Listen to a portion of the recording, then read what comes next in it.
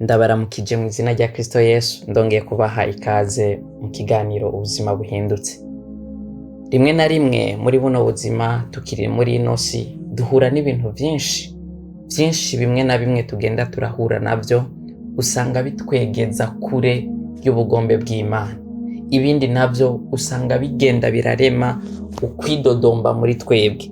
Ibindi navyo duhura navyo ugasanga bigenda biratuma tuba ahantu dutakaza ivyizigiro, tugatakariza icizera Imana kubera ivyo itarakora ku buzima bwacu. Ariko kano kanya nagomba ndakubwira ati nubwo hakiriho ivyo Imana itarakora ku buzima bwawe, Imana iragukunda kandi cyane. Hari igikorwa kimwe yakoze gikomeye cyane gusumba ivyo itarakemura ku buzima bwawe.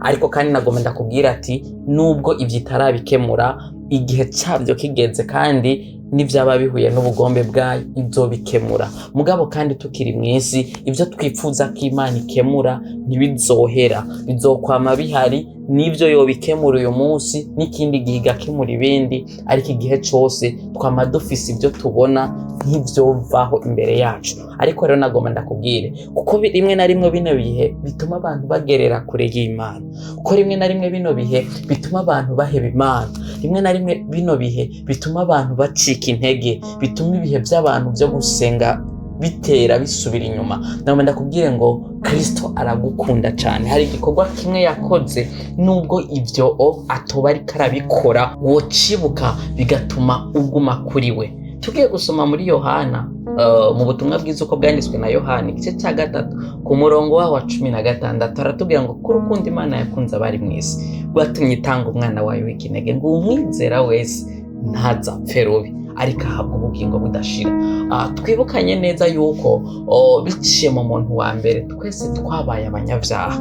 Bibiliya irabitomora neza. Niyo mpamvu ugiye no gusoma mu gitabo cy'Itanguriro igice cya 6 uriko urasoma ubona hajya munsi ijya mirongo, ubona ngo Imana itanguye kwicuza icyatumye irema abantu, kuko ibibi byari bitanguye kugwirirana mw'isi. Mu yandi majambo, harageze aho umuntu akora ibibi ku buryo Imana yicuza, kandi umuntu yari yamuremye mu ishusho yayo, yari yamuremye imufitiye umugambi mwiza. Mugabo irageze ahantu yicuza, ariko nubwo Imana yicujije yiyumvira kurandura umuntu, ntiyabikoze. Kubw'urukundo yarazanye Kristo Yesu, yaratanze Kristo Yesu. Kristo Yesu yaratanzwe kugira ngo uronke ubuzima wewe nanje ndaburonke busagutse. Ngo vyatumye itanga umwana wayo w'ikinege, gaba mwizera be bose ntibazopfe ariko baronke ubugingo budashira. Nubwo hariho ivyo muri ino si biriko biraguhangayikisha, nubwo hariho ivyo ukeneye utararonka, nubwo hariho uburyo, nubwo hariho ingwara zigusugereje, imbere yuko ndakubwira ikindi kintu, nagomba ndakubwire yuko hariho uwatanzwe,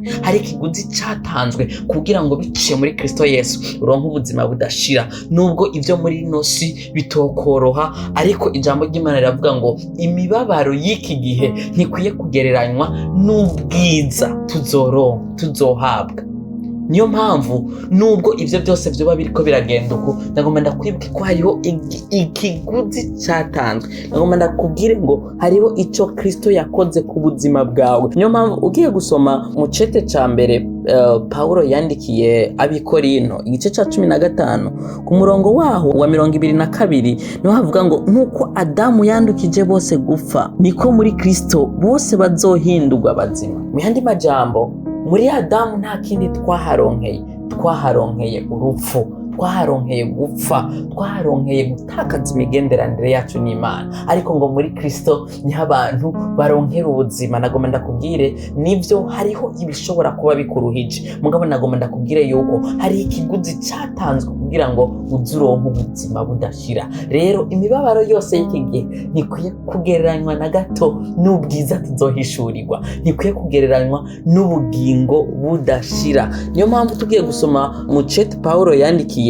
Tito igice ca 2 caho ku murongo wa 14 hatubwira ngo yatwiguze kugira ngo aducungure adukureko ibyo twagabitanije byose, kandi yihumanuriye ubwoko ngo babe icibare ciwe, bagwane ishaka ry'ibikorwa byiza. Hari impamvu Kristo yaducunguye akadukurako ibyo twari twaragabitanije byose. Ijambo ry'Imana ryo rivuga ngo kera nta bantu twarimwo, kera ntitwari bwagirirwe imbabazi, ariko ngo none ubu twarazigiriwe. Ni kuvuga hari ahantu twavuye, ikibanza twari turimwo ntabwo cyari kutwemera kugira ubuzima budashira, twari abo gupfa. Mugabo wumva urukundo Imana idukunda, nubwo ariko yicuza kurandura umuntu, iravuga ngo no, sindabikora, ariko reka ndungike umwana wanje w'ikinege umwe rudende agende gupfa, agende gutangwa k'ikimazi, kugira ngo abantu baronke ubuzima, baburonke busagutse. Iki nico gikorwa gikomeye Kristo yakoze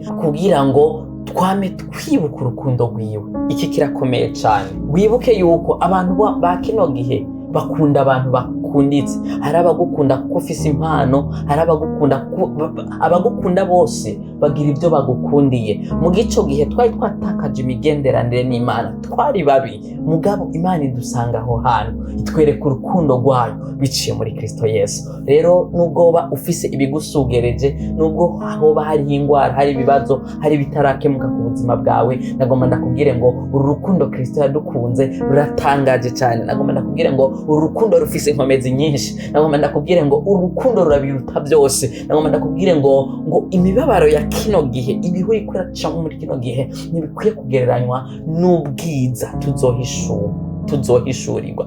Ntibikwiye kugereranywa na gatoya. Kristo aracakora, Kristo ari ku ngoma. Ibyo atarakemura ku buzima bwawe, ibihwanye n'ubugombe bwiwe azobikemura, kandi nubwo atobikemura, urukundo rwiwe ni rwinshi kuri twebwe. Niyo mpamvu ngaha kuri uno murongo nyene wa 14 aha muri Tito tubwira ngo yatugize icibare ciwe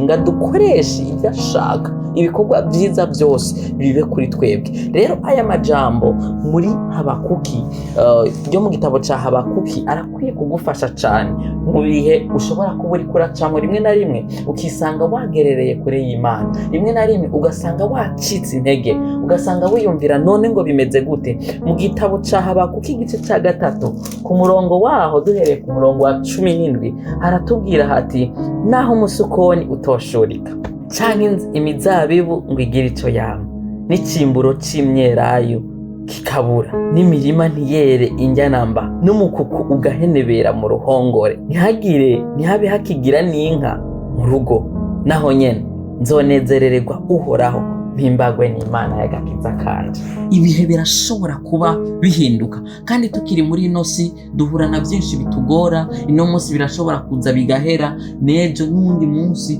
ntihazobura, biza mu buryo butandukanye. Ariko igihe cyose wisanze muri bino bihe, ndagomba ngo uzuvuga ngo naho ibyo byose byohera, naho ibyo byose bitoba nk'uko nshaka, nzonezerwa n'Uhoraho, Imana y'agakiza kanje. Mpimbagwe, nzonezererwa Uhoraho, mpimbagwe n'Imana y'agakiza kanje. Ibihe byose uri kurabamwo, wamunezerererwa Imana y'agakiza kawe. Ibihe byose uri kurabamwo, byaba ibihe byoroshe bitoroshe, byaba ibihe uri mu nyishu y'ibyo wari witeze, cyangwa utaraba mu nyishu ukirindiriye, uri mu bihe bikugoye, himbagwa n'Imana y'agakiza kawe, wamuyinezererwa, kuko icyo yakoze kirakomeye cyane.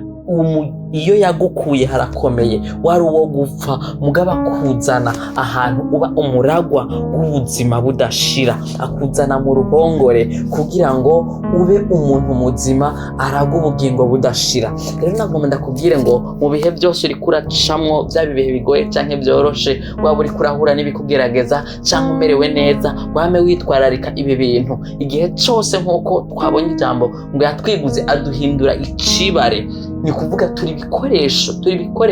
Iyo hari icibare baraza bakakirimirako, bakagikorerako amaproje. Rero niyo mpamvu ugiye gusoma muri Timoteyo wa 2 igice cya 2 ku murongo wa 21 havuga ngo umuntu niyitandukanye n'ibyaha byose, n'ibimwegeza kure y'Uhoraho, n'ibituma aba kure y'Imana byose, akabyitandukanya nabyo, azoba igikoreswa cy'icubahiro, azoba igikoreswa cedejwe, azoba igikoreswa kigirira nyeneco ikimazi. Uwo nyeneco ni Kristo Yesu. Azoba igikoreswa cyatunganirijwe igikorwa ciza cose. Nagomba ndakubwire ngo nubwo ibihe byawe nubwo insukoni zitoshurika, nubwo imikoko mu ruhongore yohenebera, ariko unezerererwe n'Imana y'agakiza kawe. Ushishikare kuba igikoreshwa c'icubahiro, ushishikare kuba igikoreshwa cejejwe, ushishikare kuba igikoreshwa kigirira nyene co ikimazi, ushishikare kuba igikoresho catunganirijwe igikorwa ciza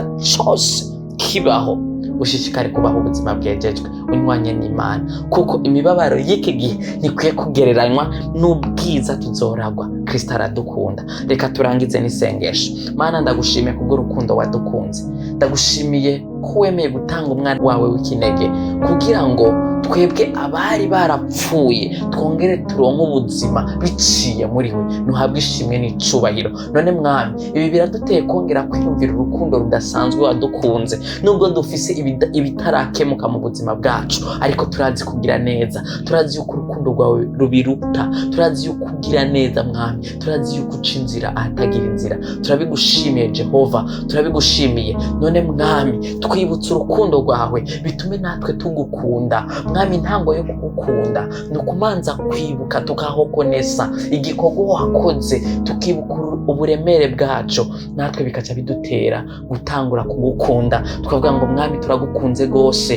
ko twarabadakunditse. Abantu ba kino gihe bakunda bakunditse, ariko twebwe twari twaragerereye kure, nta vyizigiro vya kazoza twari dufise, ariko waraduhinduriye identite, uduhindurira ubuzima, ducika abana bawe. None Mwami, uduhindure, uduhe kugukunda gose no kwama tugira Mwami muco wifuza ko tugiramwo igihe cyose. Twame tuba igikoresho c'icubahiro, igikoresho cejejwe, igikoresho kigirira nyene c'ikimazi, igikoresho catunganirijwe igikorwa ciza cose, ibihe bidashira, mu izina rya Kristo Yesu, amen.